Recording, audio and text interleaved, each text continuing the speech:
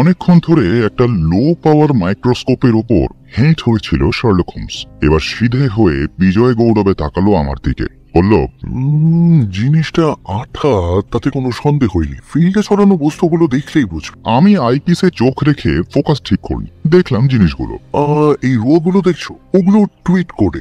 ধূসর জিনিসটা ধুলো, বাদিকের জিনিসটা কোষ থেকে উঠে আসা খোসা, আর মাঝখানের বাদামি বড়িগুলো আঠা। মানলাম, কিন্তু তাতে হলোটা কি? তুমি কি ভুলে গেলে ওয়াটসন? সেন্ট প্যানক্রাস কেসে মৃত পুলিশের পাশে একটা টুপি পাওয়া গিয়েছিল, মনে আছে? যাকে গ্রেপ্তার করা হয়েছে সে বলেছে টুপি তার নয়, কিন্তু ছবি বাঁধানো তার পেশা। আঠা নিয়েই তার কারবার।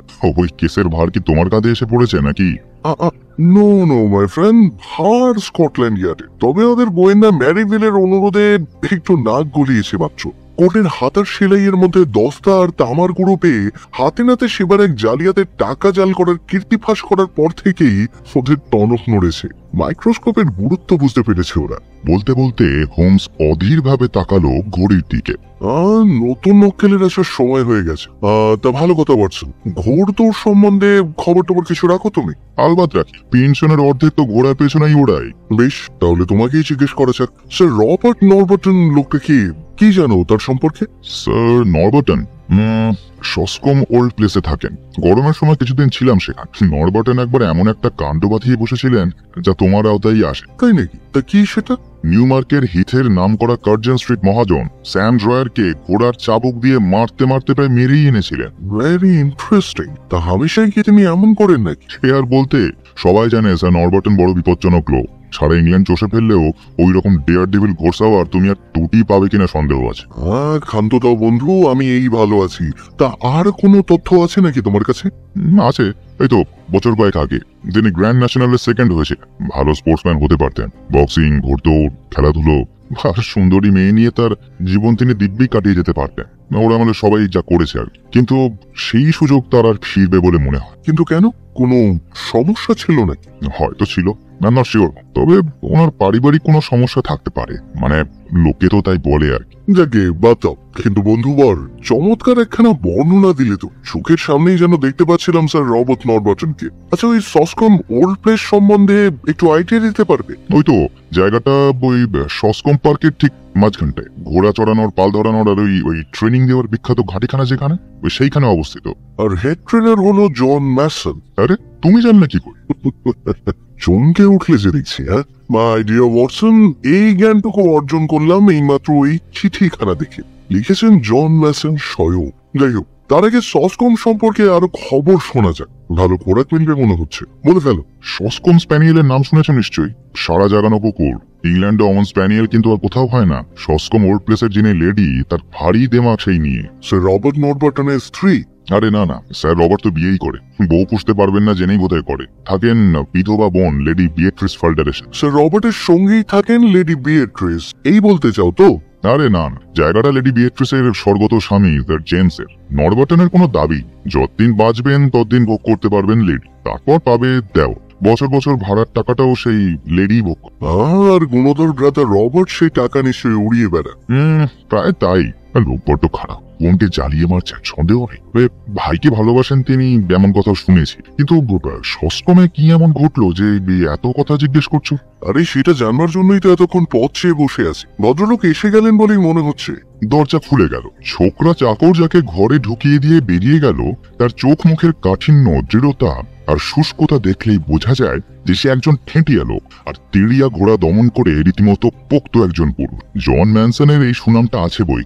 সংযতভাবে মাথা হেলিয়ে আর অভিবাদন জানিয়ে তিনি বসলেন হোমসের দেখিয়ে দেওয়া চেয়ারে। চিঠি পেয়েছেন মিস্টার হোমস? পেয়েছি, কিন্তু কিছুই বুঝিনি। জানতাম আসলে ব্যাপারটা এতই ঘরোয়া যে চিঠিতে জানাতে পারিনি। জটিলও বটে, সামনাসামনি বলতেই এখানে আসা। বেশ, তাহলে বলুন। প্রথমেই বলতে চাই, আমার অন্নদাতা স্যার রবার্ট পাগল হয়ে গেছেন মিস্টার হোমস। এটা বেকার স্ট্রিট, হার্লে স্ট্রিট নয়। কিন্তু কথাটা কেন বললেন? আমি জানি এটা হার্লে স্ট্রিট নয় মিস্টার হোমস, আর কেন বললাম তার পর্যাপ্ত কারণ আছে। আমার মনিব একটা দুটো অদ্ভুত কাণ্ড করলে ব্যাপারটা উড়িয়ে দেওয়া যেত। পরপর বেশ কিছু অদ্ভুত ব্যাপার করে গেলে খটকা তো লাগেই মিস্টার হোমস, আমারও লেগেছে।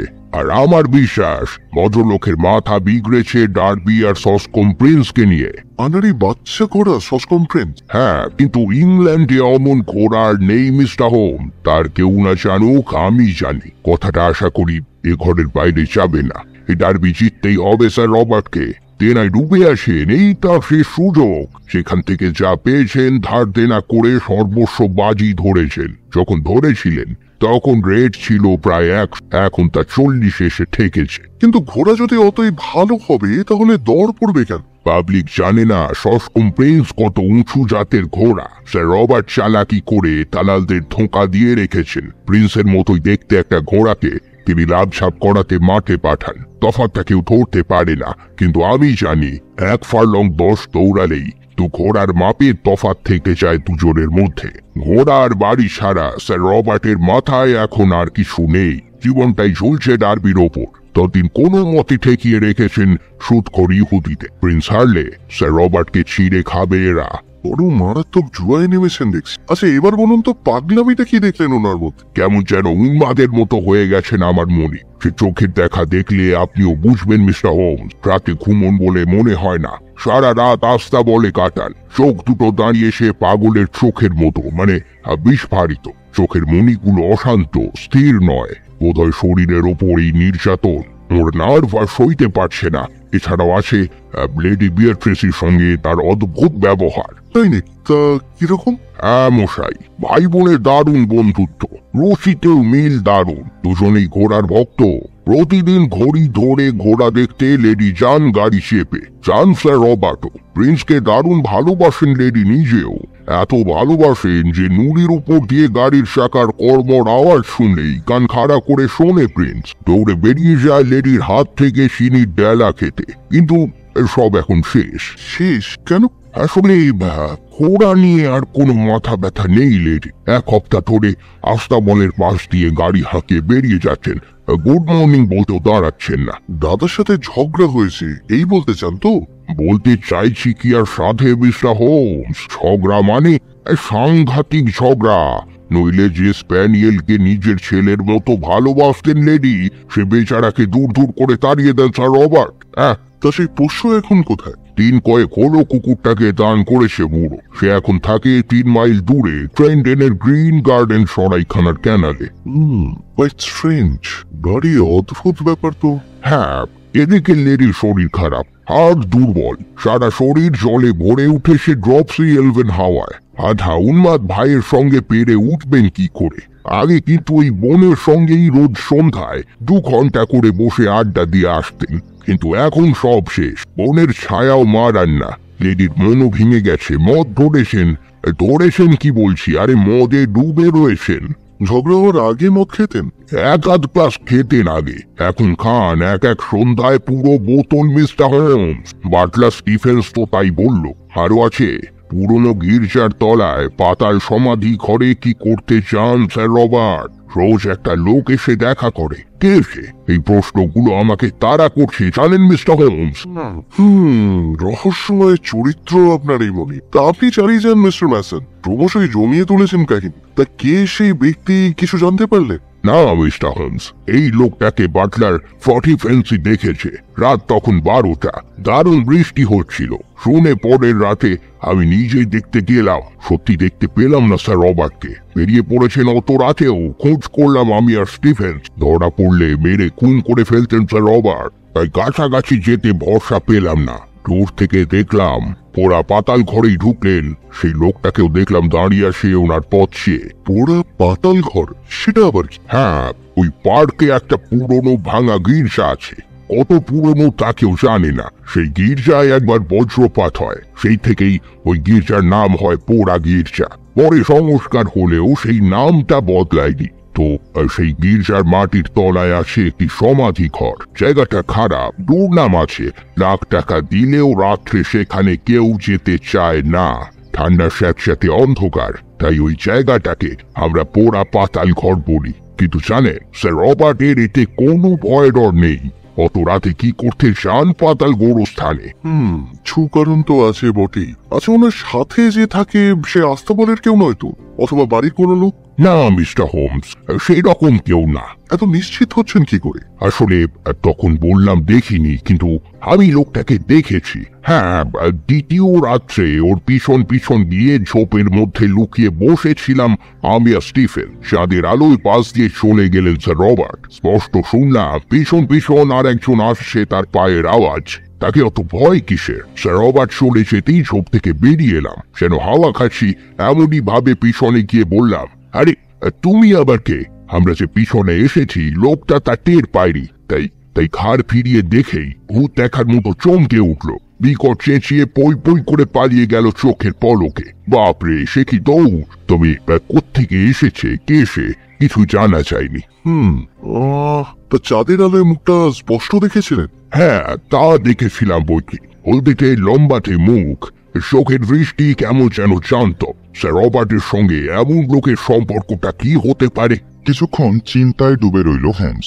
আপনি বললেন যে ভাই বোনের ঝগড়া হয়েছে আর লেডি অসুস্থ, তাই এখন মানে ঝগড়ার পর লেডি বিয়েট্রিসকে সঙ্গ দেন কি? ক্যারি ইভান্স নামে এক তন্নি যুবতী, বছর মাসে হলো এই কাজটি করছে মেয়েটা। লেডি বলতে অজ্ঞান নিশ্চয়ই সে। অজ্ঞান যে কার জন্যে সেই বিষয়ে সন্দেহ আছে। বুঝেছি, পরিস্থিতি বিলক্ষণ ঘোরালো দেখছি। ডক্টর ওয়াটসন একটু আগে স্যার রবার্টের যে বর্ণনা শোনালেন তা থেকে এইটুকু বোঝা গেছে যে ভদ্রলোকের খপ্পর থেকে কোনো মেয়েই রেহাই পায় না। আচ্ছা, ভাই বোনের ঝগড়ার সূত্রপাত এই নিয়েই নয় তো? কিন্তু সে কেলেঙ্কারি তো আজকে নয়, আর ঝগড়াও তো হয়েছে সম্প্রতি। কেলেঙ্কারি আগের হলেও লেডি বিয়েট্রিস হয়তো জেনেছেন সম্প্রতি। ধরে নেওয়া যাক এই মেয়েটিকে নিয়েই হঠাৎ ব্যাপারটি তার চোখে পড়েছে। মেয়েটিকে তাই তিনি ভাগাতে চান, কিন্তু ভাই রাজি নয়। নর্মাল হৃৎপিণ্ড আর অসুস্থ শরীর নিয়ে জোরও করতে পারছেন না লেডি। মেয়েটা চোখের বালি হওয়া সত্ত্বেও কাজ ছাড়া হচ্ছে, তাই কথা বন্ধ করে চুপচাপ মদ ধরেছেন লেডি। আর সেই কারণেই রাগের চোটে বোনের স্প্যানিয়েলকে বাড়ি থেকে সরিয়ে দিলেন স্যার রবার্ট নিজে। কি সব মিলে যাচ্ছে না? যতক্ষণ মিলবার ততক্ষণ মিলেছে।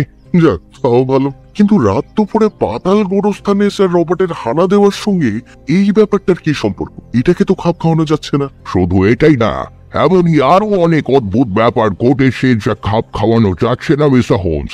যেমন রাত দুপুরে মাটি খুঁড়ে মরা বার করেন কেন স্যার রবার্ট? আচমকা সোজা হয়ে বসলো হোমস। কি বলেন? এটা আবার কবে জেনেছে? আপনাকে চিঠি লিখবার পরে গতকাল লন্ডনে এসেছিলেন স্যার রবার্ট। সেই ভাবতালে গোরস্থানে গেছিলাম আমি আর স্টিফেন।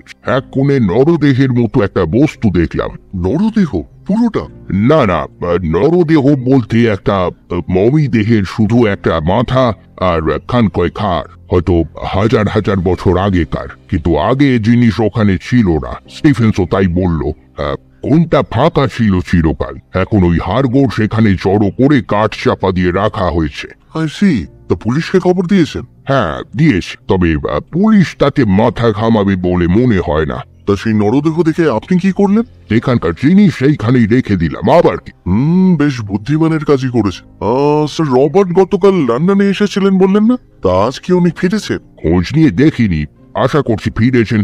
মনের কুকুরটা সরাইখানার ক্যানেলে দান করেছেন কবে?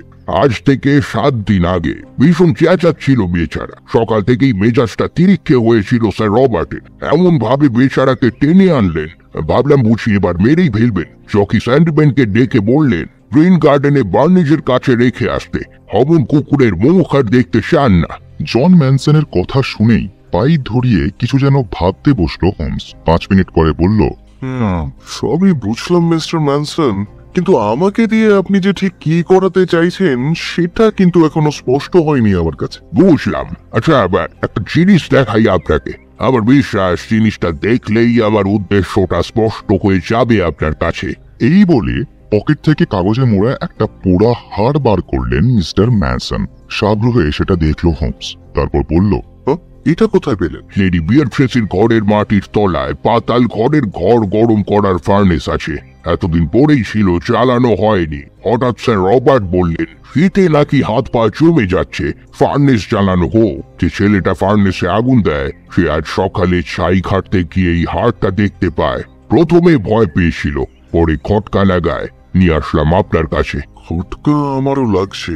ওয়াটসন, তোমার কি মনে হয়? হাড়খানা হাতে তুলে নিলাম, ঘুরিয়ে ফিরে দেখলাম, বললাম, উড়ে প্রায় কাঠ কয়লার মতো হয়ে গেলেও হাড়ের গঠন দেখে কিন্তু ভুল হওয়ার কথা নয়। এটা মানুষের উড়ুল হাত। ঠিকই বলেছ ওয়াটসন। আচ্ছা, ওই ছেলেটা ফার্নেসে আগুন দেয় কখন?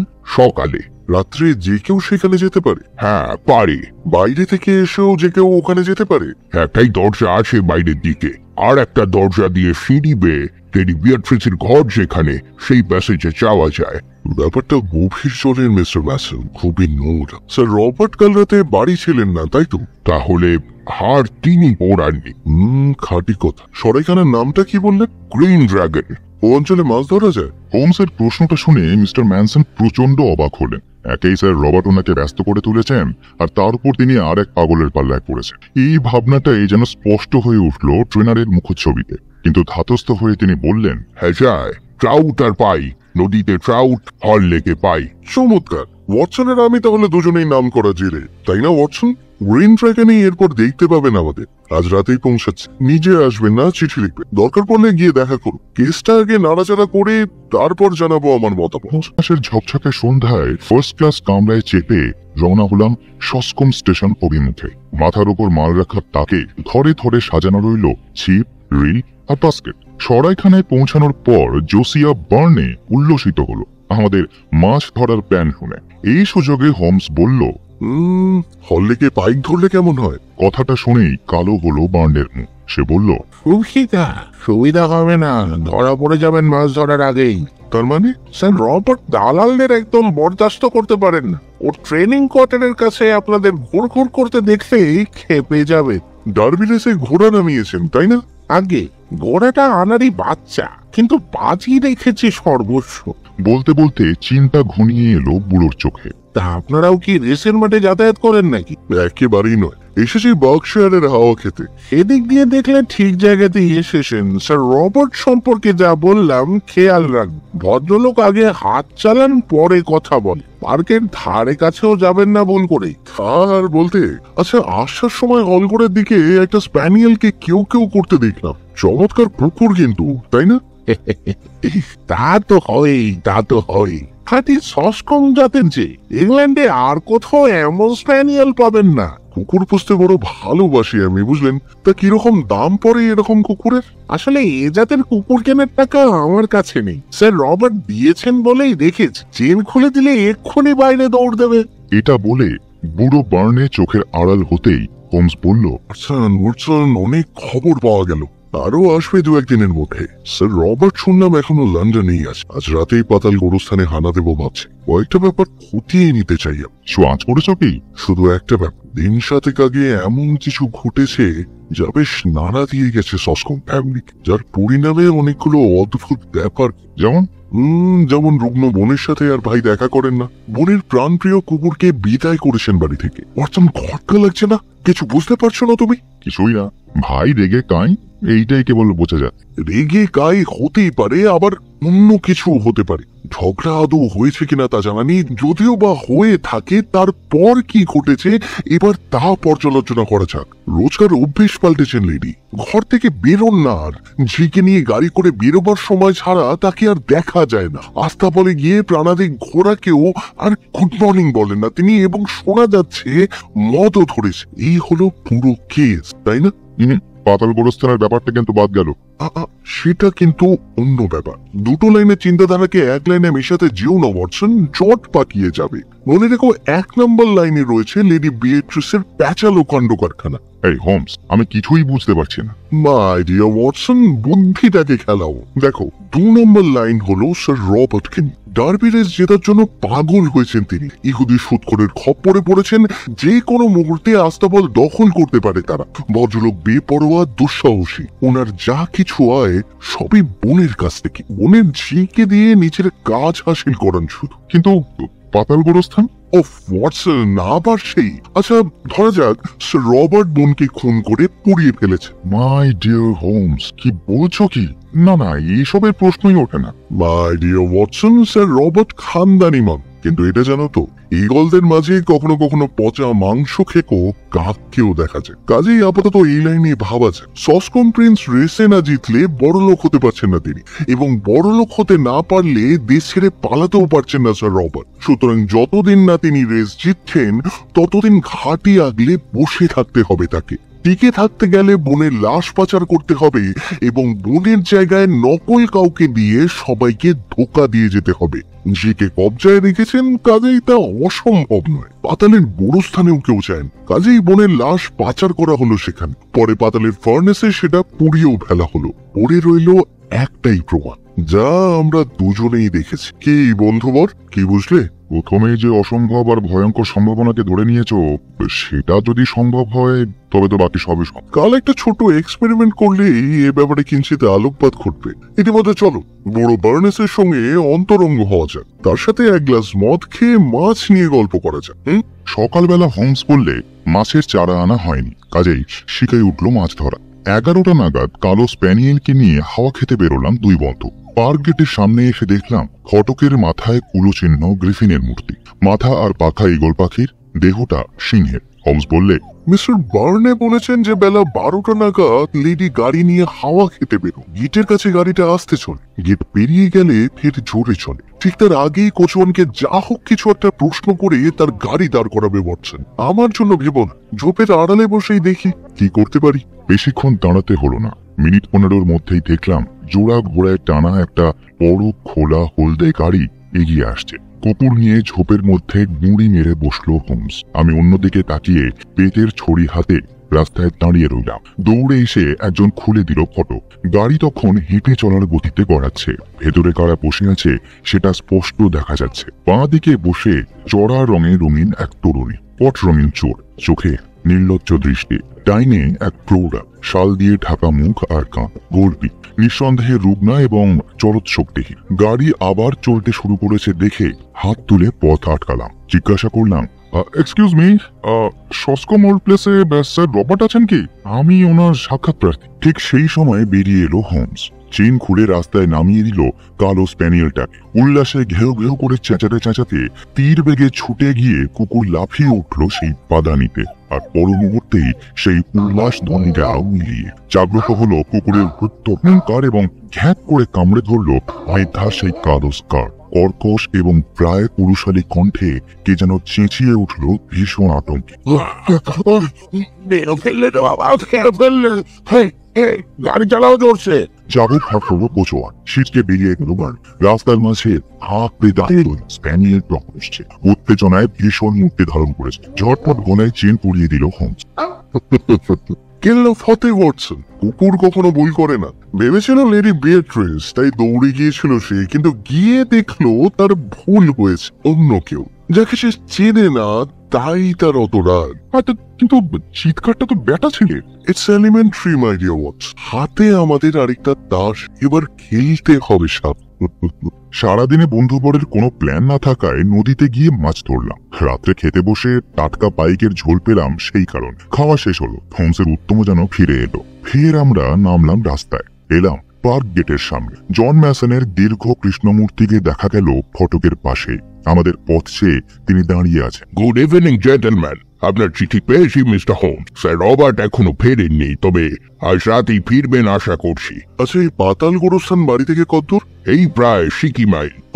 তাহলে রবার্টকে স্যার রবার্টকে নিয়ে মাথা ঘামানোর কোনো দরকারই নেই। কিন্তু আমি সে না ঘামিয়ে পারছি না মিস্টার হোমস। বাড়ি ফিরেই তো উনি সাসকম প্রিন্সের খবর জানতে চাইবেন। তাহলে এক কাজ করুন, আপনার থাকার দরকার নেই। পাতাল কবরখানাটা দেখিয়ে দিয়ে আপনি চলে যান। আচ্ছা চলুন তাহলে, এদিক দিয়ে দেখে দেখে আসুন। আকাশে চাঁদ নেই, নিরন্ধ্র অন্ধকারেও ঘেঁষো জমের ওপর দিয়ে জন ম্যাসন আমাদের নিয়ে গেলেন একটা জমাট অন্ধকারের সাপ। প্রাচীন গির্জার ভগ্নস্তূপ, এককালে যেখানে গাড়ি বারান্দা ছিল, সেখান দিয়ে ভাঙা ইট কাঠ পাথরের ওপর হোঁচট খেতে খেতে আমরা পৌঁছলাম। এক কোণে একটা খাড়া সিঁড়ি নেমে গেছে পাতালের গোরস্থানের দিকে। দেশলাই জ্বাললেন মিস্টার ম্যাসন। যা তা করে খোদাই করা বিস্তর পাথর শেখা, কোণে কোণে জড়ো করা শীষে আর পাথরের কফি। নিচু ছাদ আলোকিত হয়ে উঠল সেই ম্লান আলোয়। পাতালের অন্ধকারে ক্রমশ হারিয়ে গিয়েছে বিষাদ ঘেরা সুদীর্ঘ সুড়ঙ্গ। লণ্ঠন জ্বালিয়ে নিল হোমস। হলদে আলোয় উদ্ভাসিত হলো কফিনের ডালায় গ্রিফিন মূর্তি। মৃত্যু পড়িতে রওনা হওয়ার সময় যে সম্মান নিয়ে যেতে হবে জমের দুয়ার পর্যন্ত। হাড়গুলো কোথায় মিস্টার ম্যাসন? এই তো এই কোণে। একই গেল কোথায় হাড়গুলো? এখানে তো ছিল।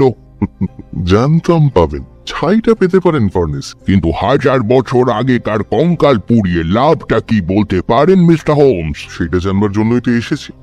আই থিঙ্ক সকাল হয়ে যাবে জানতে জানতে। আপনি যান, আপনাকে আর আটকাবো না। জন ম্যাসন যেতে না যেতেই পুঙ্খানুপুঙ্খভাবে কবর পর্যবেক্ষণে মেতে উঠল শার্লক হোমস। হ্যাকসন আমলের অতি পুরাতন কবর থেকে দেখতে দেখতে নরমান হিলগো আর ওডোসদের সুদীর্ঘ কবর দেখে এসে পৌঁছালো অষ্টাদশ শতাব্দীতে সমাহিত স্যার উইলিয়াম আর স্যার টেনিস ফাল্ডারের কবরের সামনে। ঘণ্টাখানে কি আরো বেশি সময় লাগলো সব দেখতে। তারপর আমরা এসে দাঁড়ালাম হল্টে প্রবেশ পথের মুখে একটা শিশের কফিনের সামনে। ইউরেকা ওয়াটসন, পেয়েছি পেয়েছি পেয়েছি, চলে এসো শিগগিরই। শিশের কফিনটা দেখেই হর্ষধ্বনি করে দৌড়ে গেল হোমস। বুঝলাম যা খুঁজছিল এতক্ষণ, এবার হোমস তা পেয়েছে। কফিনের কাছে এগিয়ে গিয়ে ভারী ডালাটার প্রতি বর্গ ইঞ্চি খুঁটিয়ে দেখলো আতস কাচ দিয়ে। তারপর পকেট থেকে ছেনি বার করে ডালার ফাঁকে ঢুকিয়ে চার মারতেই ক্ল্যাম্প খসে খুলে গেল ঢাক। মর্মর শব্দ করে ডালাটা সবেই খানিকটা হেলেছে, ভেতরের বস্তু কিছুটা দেখা যাচ্ছে। এমন সময় বাধা এলো অপ্রত্যাশিতভাবে। মাথার উপর গির্জাতে কে যেন হাঁটছে, একবারও হোঁচট খাচ্ছে না, ভাবছে না। চেনা জানা পথেই কে যেন দৃঢ় চরণে দ্রুত এগিয়ে চলেছে। সিঁড়িতে আলোর আভাস দেখা গেল। পর মুহূর্তেই পথিক খিলানের ফাঁকে আবির্ভূত হলো আলোকধারী ব্যক্তির দৃষ্টি। ভয়ঙ্কর সেই আকৃতি, যেমন লম্বা চওড়া তেমনই বিকট তার চাল চলন। হাতে বিরাট আস্তাবল লণ্ঠন। সেই আলোয় দেখা যাচ্ছে ইয়া মোটা গোঁফ আর চনমনে ক্রুদ্ধ দুই চোখ। কটমট করে ভল্টের আনাচে কানাচে দেখতে দেখতে দৃষ্টি স্থির হলো। কে আপনারা? আমার জায়গায় কি করতে ঢুকছেন? হোমসকে নিরুত্তর দেখে দুপা এগিয়ে এসে হাতের লাঠি মাথার উপরে তুলল সেই অসুর মূর্তি। কি হলো? কথাটা কানে ঢোকেনি? কে আপনারা? এখানে কি করছেন? লাঠি কাঁপতে লাগলো শূন্যে। কিন্তু আমি ভারী অবাক। কোথায় হোমস? এই অসুর মূর্তিকে দেখে পিছিয়ে আসবে তা না, একেবারে তার সামনে গিয়ে দাঁড়ালো। বলল, স্যার রবার্ট, আমি একটা কথাই জানতে চাই, এটা কি এখানে কেন? বলেই পেছন ফিরে এক ঝটকায় খুলে ফেললো কফিনের ডালা। লণ্ঠনের জোরালো আলোয় দেখলাম পা থেকে মাথা পর্যন্ত ঢাকা একটা লম্বমান দেহ। এক প্রান্তে কেবল বেরিয়ে আছে একটা ভয়াবহ ডাইনি সদৃশ বিরং। সিটিয়ে থাকা মুখ, নাক, থুতনি আর ঘোলাটে চোখ। চিৎকার করে উঠলেন স্যার রবার্ট। না! টলতে টলতে পিছিয়ে কোন রকমের পাথরের সবাদারের সামনে নিজেকে সামলে দিই। তো মিস্টার রবার্ট, আপনি ব্যাপারটা জানলেন কি করে? আবার ফিরে এলো বৃদ্ধের সেই হিংস্র বর্বর উদ্ধত কণ্ঠস্বর। আপনি কে, যাকে কৈফিয়ত দিতে হবে? হ্যাঁ, আমার নাম শার্লক হোম।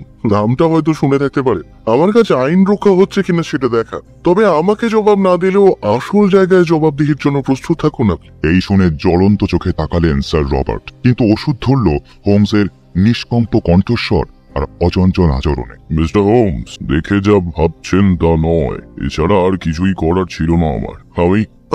আমাকে নয়, যা বলবার পুলিশকে বলবে। বিশস কণ্ঠ ছাঁকিয়ে স্যার রবার্ট বললেন, বলতে তো হবেই, তার আগে আপনি নিজেই শুনে যান সব ব্যাপার। 15 মিনিট পর প্রাচীন প্রাসাদের গান রুমে এসে আমরা সবাই পৌঁছলাম। আমাদের বসিয়ে উধাও হলেন স্যার রবার্ট। ফিরে এলেন প্রায় সঙ্গে সঙ্গে। পেছন পেছন এলো দুটি মূর্তি। একজনকে গাড়ির মধ্যে আগেই দেখেছি, চড়া রঙের রঙিন সেই মেয়েটি। অপরজন লম্বা মুখের এক পুরুষ, চোখে চোরা চাহনি। দেখলেই কেমন যেন রাগ ধরে। হতভম্ব দুজনেই। স্যার রবার্ট উটোপুটে করে টেনে এনেছেন নিশ্চয়। সবকিছু খুলে বলার সময় পান। হস্ত সঞ্চালনে দুজনকে দেখিয়ে তিনি বললেন, এদের নাম মিস্টার আর মিসেস নরলেট।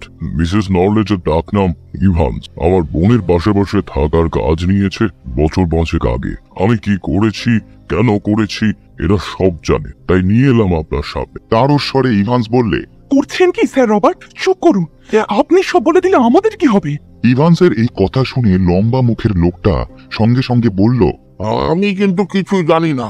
আমি কোনো ব্যাপারে কোনো দায়িত্ব নিচ্ছি না। গলাটা শুনে আমার কেমন চেনা লাগলো। সেদিন ঘোড়ার গাড়ির ভেতর থেকে এই স্বরই শুনেছিলাম বলে মনে হলো। যাই হোক, সেই চিন্তা ছেড়ে স্যার রবার্টের দিকে তাকালাম। অপ্রসন্ন চোখে তাকিয়ে স্যার রবার্ট বললেন, আমি নিচ্ছি। মিস্টার হোমস, সোজাসুজি সব বলছি, শুনুন। আপনি তো আমার অনেক ব্যাপার জেনে ফেলেছেন, নইলে আমার আস্তানা এভাবে ঢুকতেন না। এটাও নিশ্চয়ই জানেন যে ডার্বি রেসে একটা ঘোড়ার উপর সর্বস্ব বাজি ধরেছে আমি। যদি জিতি উঠে যাব, আর যদি হারি একেবারেই তলিয়ে যাব। উফ, আর ভাবা যায় না। বুঝতে পারছি, আপনি বলুন। বোন লেডি বিয়েট্রিসের উপর আমি পুরোপুরি নির্ভরশীল, কিন্তু এস্টেট শুধু তাকেই দেখ, আমাকে নয়। আমাকে বাঁচতে হয় ইহুদি মহাজনের টাকায়। বোনের মৃত্যু হলেই ওরা শকুনির মতো ঝাঁপিয়ে পড়বে আমার আস্তাবল, ঘোড়া সবকিছুর উপর, পথে বসিয়ে ছাড়বে আমাকে। মিস্টার হোমস, ঠিক 7 দিন আগেই দেহ রেখেছে আমার সেই বোন। কাউকে তা বলেননি?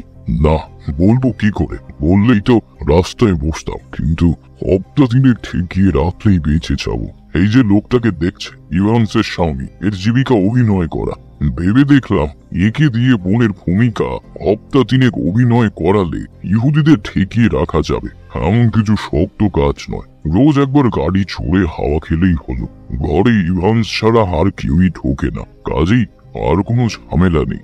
বোন মারা গেছে ড্রপসি রোগে, ভুগছিল অনেক দিন ধরে। কয়েক মাস পরে ডাক্তারও বলেছিল মৃত্যু হবে হঠাৎ, সার্টিফিকেট আনিয়ে দেব।